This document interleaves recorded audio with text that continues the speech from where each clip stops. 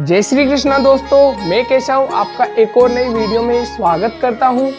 आज के इस वीडियो की हिंट में पहले दे देता हूं कि इस वीडियो में बताने वाला हूं नियोग जो द्वापर युग में होता था वो क्या है।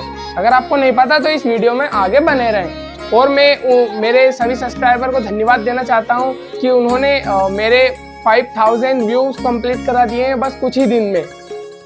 बस ऐसे ही दोस्तों, बस ऐसे ही मेरे साथ जुड़े रहिए और मेरे सपोर्ट करता रहिए। वो दूसरी बात, इस वीडियो की शुरुआत करते हैं। जो महाभारत एक्सप्लेनेशन सीरीज चल रही है इसकी भी शुरुआत करते हैं।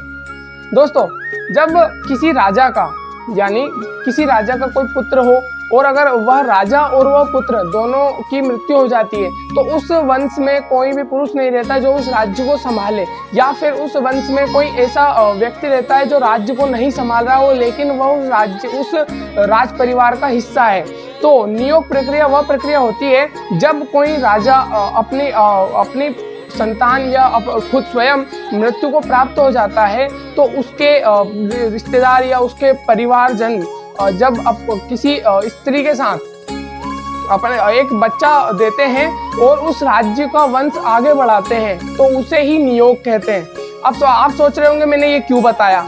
मैंने ये इसलिए बताया क्योंकि महाभारत में जो ये वीडियो अब आगे वाली सीरीज चल रही है इसमें मैं ये जिक्र करूँगा। तो चलिए शुरुआत करते हैं अपनी उसी एक्सप्लेनेशन की। अब तक हमने देख चुके हैं कि जो विचित्र वीर्य थे उनकी मृत्यु हो जाती है और उसके बाद सत्यवती भीष्म के पास जाती है और भीष्म उन्हें व्यास जी सजेस्ट करते हैं, मतलब उन्हें बताते हैं कि व्यास भी तो अपने ही परिवार के हिस्सा हैं, वो भी तो आपके पुत्र हैं। सत्यवती व्यास जी के पास जाती है, व्यास जी भी मान जाते हैं। अब सत्यवती बहुत ज्यादा खुश थी कि उसका जो विचित्र वीर्य का गम एक तरफ सता रहा था, लेकिन वो खुश इसलिए थी कि व्यास जी ने मान गए थे कि वह नियोग प्रक्रिया करेंगे अंबिका के साथ। सत्यवती अंबिका के पास जाती है और कहती है, हे बेटी, तुम अगर मान जाओ तो तुम नियोग प्रक्रिया कर सकती हो। सत्यवती की ये बात सुनकर अंबिका कहती है, माताश्री मैं जरूर करूंगी, अब मुझे मेरा वंश भी आगे बढ़ाना है, मैं जरूर करूंगी। तो अंबिका बहुत बिल्कुल हाँ कर देती है। उसे नहीं पता होता कि उसे नियोग प्रक्रिया किसके साथ करनी थी। जब उसे पता चलता है, सत्यवती कहती है तुम्हें नियोग प्रक्रिया व्यास जी के साथ करनी है। अंबिका बहुत गुस्से में आ जाती है। वह मानो अपने आपा ऐसा हो जाता है, आप कभी हो जाता है, आप गुस्से में आ जाते हो, बोल देते हो। कहती है, माते मैं नहीं कर सकती उस कुरूप इंसान के साथ जिसके शरीर पे धूल लिपटी हो, जिसके बदन से बदबू आती हो, मैं उसके साथ ये प्रक्रिया नहीं कर सकती। सत्यवती कहती है, हे बेटी, बस तुम ही मेरी आखिरी उम्मीद हो। अगर तुम ये कहोगी तो कैसे चलेगा। तुम कृपया मैं तुमसे प्रार्थना करती हूँ कि तुम नियोग प्रक्रिया शांतनु के साथ करो। अंबिका को बहुत मनाने के बाद सत्यवती बहुत मनाती है। उसके बाद अंबिका मान जाती है और वह नियोग प्रक्रिया व्यास जी के साथ करती है।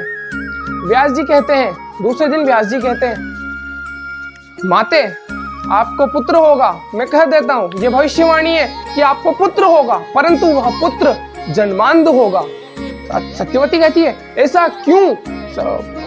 व्यास जी कहते हैं, आपकी बहू अंबिका ने सारी रात आंखें नहीं खोली और इसी वजह से वह पुत्र अंधा होगा। पुत्र होता है, अंधा होता है।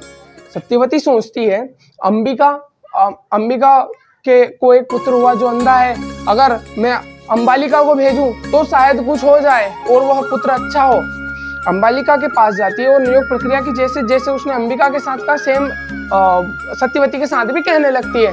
परंतु इस बार सत्यवती कह देती है कि बेटे आपको ऐसे करना है, आप कृपया अपनी आंखें बंद ना करें, आप स्वेच्छा से जाएं। लेकिन फिर भी अंबालिका अपने मन में कुछ भेद रखती है, कुछ छल नहीं कह सकते, उसे कहते हैं कि वो कुछ एक द्वेष रखती है कि मुझे वो इरिटेशन जिसे हम बोलते हैं उस गंध से आती है वो रखती है। तो इस वजह से जब वो वहां जाती है वहां पे जो व्यास जी थे वो दूसरे दिन आके फिर से बोलते हैं आपको बेटा होगा जो युद्ध कला में निपुण, राजनीति में निपुण होगा, परंतु वह सुंदर नहीं होगा।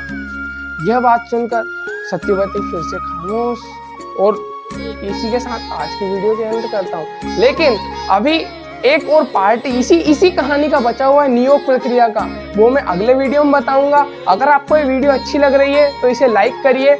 सब्सक्राइब का आइकन इधर दिख ही रहा है जो आप दबाते ही नहीं है। मैं हर बार बोलता हूँ, इस बार भी बोल रहा हूँ, प्लीज मेरा सपोर्ट करिए ताकि ज्यादा से ज्यादा लोगों तक महाभारत एक्सप्लेनेशन पहुंच सके।